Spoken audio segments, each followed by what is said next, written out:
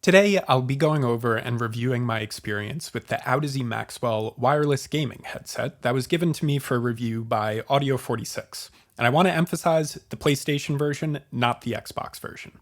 Anyway, the Maxwell is an Audeze's first foray into gaming headsets. At the top of the line, we have the open back LCD GX for just about $900, followed by the Audeze Mobius, a headset specialized in 3D audio, and now the Maxwell, a wireless gaming headset joining the Audeze Penrose in the market with its $300 price tag. Let's go over what you get with the Maxwell, its physical and technical design, its key features, and finally, what it sounds like, and if it's any good. First, let's see what you get in the box. You get your Audeze Maxwell gaming headset, a USB-C wireless dongle, a USB-C cable, a 3.5mm TRRS analog cable, a USB-C to USB-A adapter cable, quick start guide and warranty card, and a detachable boom mic. Now, let's get into some of the technical highlights. To start with, the Maxwell has an 80-hour battery life and takes 2 hours of charge time for max battery. A 20-minute quick charge, however, gets you 25% battery, that is 20 hours. These specs make the Maxwell's battery a top performer in the market. As far as microphones go, aside from the boom mic, the Maxwell also features 5 onboard mics. Now, let's talk about connections, of which Audeze offers a pretty wide array. You can connect using the wireless dongle, you can use a standard Bluetooth connection using Bluetooth 5.3, you can connect with the USB-C cable, or you can use the 3.5mm analog cable. One special note on the Bluetooth connection is that the Maxwell supports the LDAC codec, allowing for wireless audio that can be streamed at an impressive 96 kHz sample rate and 24-bit depth. Next, let's take a look at the boom mic, which is made by Shure and features a hypercardioid polar pattern. Hypercardioid basically just means that the mic picks up sound within a very narrow area, which is helpful for avoiding surrounding environmental noises. Also, cutting back on the background noise is Audeze's AI-powered noise suppression tech, which can be turned to low, high, or off with this button here. Now, controls. We have the power button, a mic mute and unmute, a volume knob for the mic, a volume knob for the headset audio, and the button dedicated to noise suppression for the microphone. Double tapping on the headset volume knob allows you to browse through EQ presets. The presets are bass boost, treble boost, competition, immersive, and 4 preset EQs that can be customized using the Audeze HQ app. As for driver, we see a pretty high effort here from Audeze. The Maxwell features an unusually large 90mm planar magnetic driver. Planars are generally known for their speed and detail, and a big planar like this one is looking pretty promising for a slamming low-end response. Now, build. The Maxwell is a bit heavy at around 450 grams, but is evidently sturdy with its aluminum chassis. The can swivel a full 90 degrees backward, and what I'll estimate to be 30 degrees forward.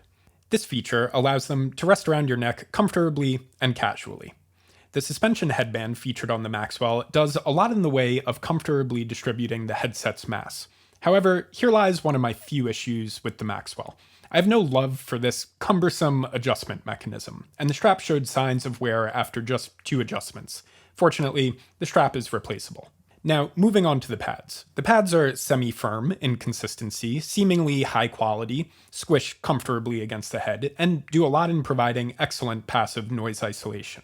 However, here lies just one more criticism for the Maxwell. Both myself and my friend trying the headset with me had the same experience of feeling significant heat buildup after just 20 minutes of use. However, this isn't that major of a complaint, as it seems like a reasonable and perhaps unavoidable trade-off for all of the other positive qualities the pads have to offer. Anyway, despite my minor issue with the heat buildup, I found the Maxwell easy and very comfortable to wear for several hours. The clamp pressure provides firm support without crushing your skull, and I would generally describe wearing the headset as getting a warm hug from the Maxwell. Now, back to the boom mic. Is it any good? Well, here's a little something I recorded with it so you can hear for yourself. This is a test for the mic quality on the Audeze Maxwell gaming headset, and you can decide for yourself if you like the quality or if you don't like the quality.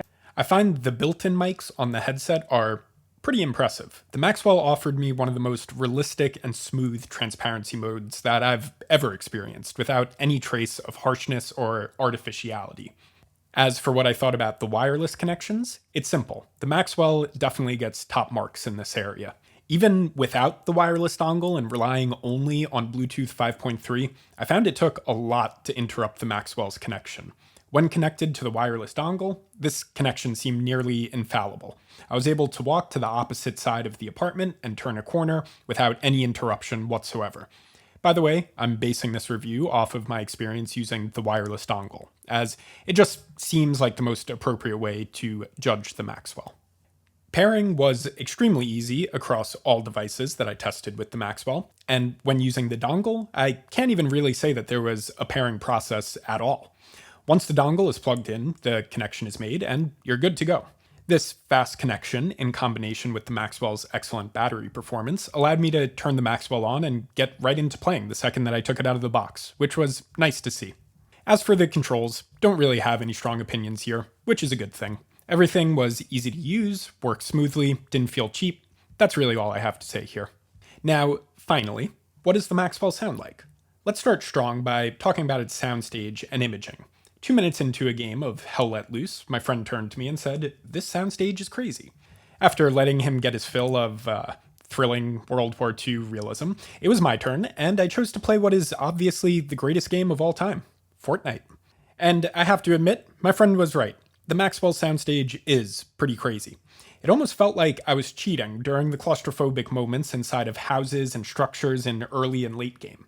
I was able to perfectly pinpoint other players' footsteps and locations as I bravely camped with a shotgun on the edge of a staircase. The soundstage was also a fundamental part of my strategy in dizzying build battles, where it was exceedingly easy to determine not only if a player was above or below my structures, but just how far above or how far below they were. I still ended the night without a dub, which I regretfully can't really blame on the Maxwell.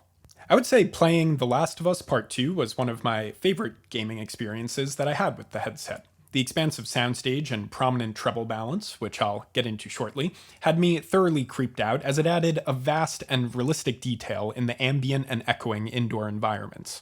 The zombies called clickers in the game sounded all the more chilling, as their ambiguous bodily sounds took on an extra wet-sounding quality that could be heard, nearly felt, bouncing around the empty walls of abandoned buildings with a very, very realistic spatial character.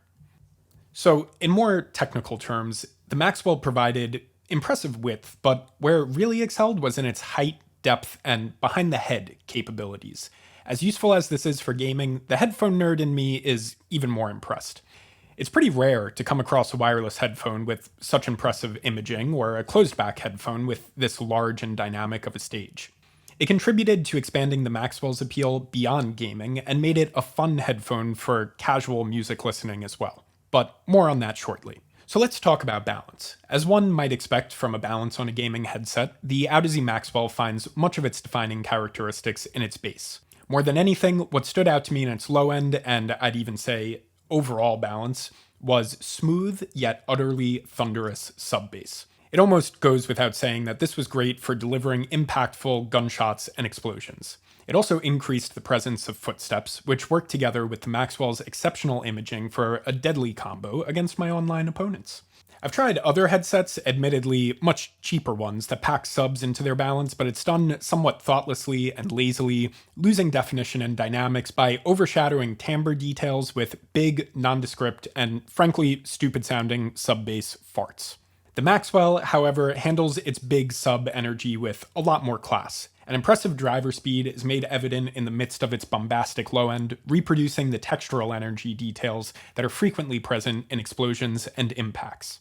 So, past its powerful and detailed low end, we're looking at a V-shaped tuning for the rest of the signature.